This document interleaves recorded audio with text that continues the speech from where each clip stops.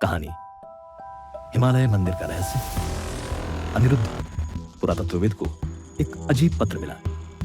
हिमालय की ऊंचाइयों में छिपे प्राचीन मंदिर को ढूंढो, वहां देवताओं का नहीं किसी और का वास है।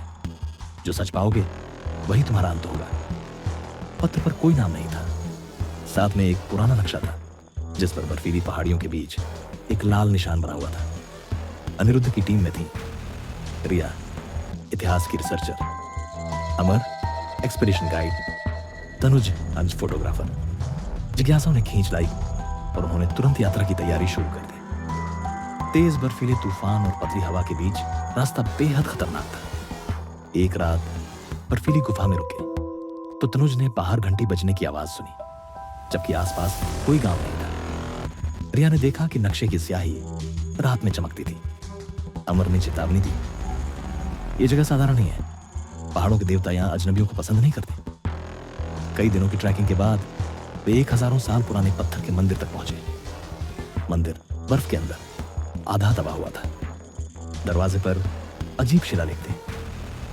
देवता सोए हैं, राक्षस जगा है।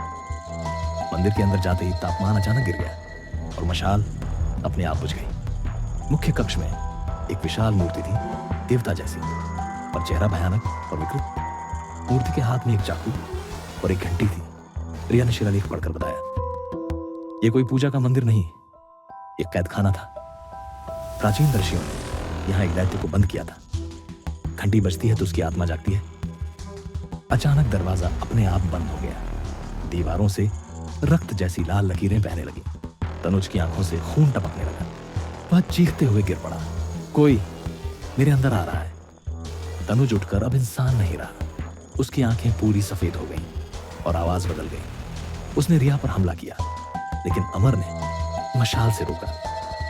मूर्ति की घंटी अपने आप बजने लगी। मंदिर की जमीन हिलने लगी, जैसे कोई अंदर से बाहर निकलना चाहता हो। अनिरुद्ध को याद आया कि पत्र में लिखा था, जो सच पाओगे वही तुम्हारा अंत होगा।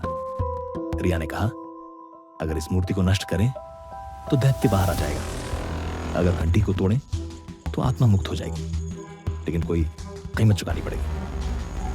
अमर ने खुद को दैत्य के सामने बलिदान करने का फैसला किया। उसने घंटी को तोड़ दिया।